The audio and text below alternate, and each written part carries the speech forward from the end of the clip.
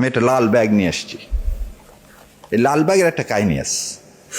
এই লাল ব্যাগের কাহিনীটা হচ্ছে 2008 সালের ইলেকশন কিভাবে হয়েছে সেটা হচ্ছে এই দুইটা কাপ দিয়ে দেখাচ্ছে। আপনার ধরে নেন এই কাপটা আপনাদের সবাইকে দেখানো হলো, আপনারা সবাই পুলিং এজেন্ট, যেটা ফাঁকা ফাঁকা না, এই ফাঁকা আপনারা সবাই ভোট দিচ্ছে, ভোট দিতে দিচ্ছে, এটা কি হয়ে গেল? পূরণ হয়ে গেল। এটা পূরণ হয়ে গেল তো। এখন এটা পূরণ হয়ে গেছে, ভোট হয়ে গেছে, আমি কি করবে এটা? সরি ভাই, উনি ধরেন প্রিজাইডিং অফিসার, ওনার রুমে জমা দিলাম, দিয়ে ওনার কাছ থেকে আর একটা ফাঁকা নিয়ে এসে আপনাদেরকে দেখায় এখানে দিলাম। ওইখানে পুলিং অফিসারও নাই, পুলিশও নাই।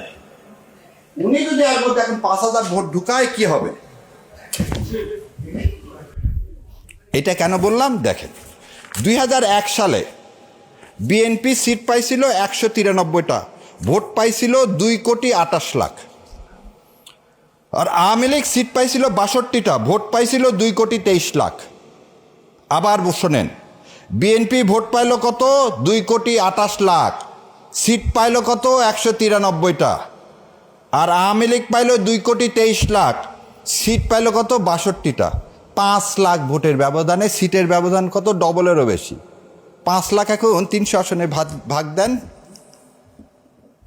300 আসনে 5 লাখ যদি ভাগ দেন ভাই, 2000 করে ভোট ওখানে উনি ঢুকায় দিলে কেউ জানবে না।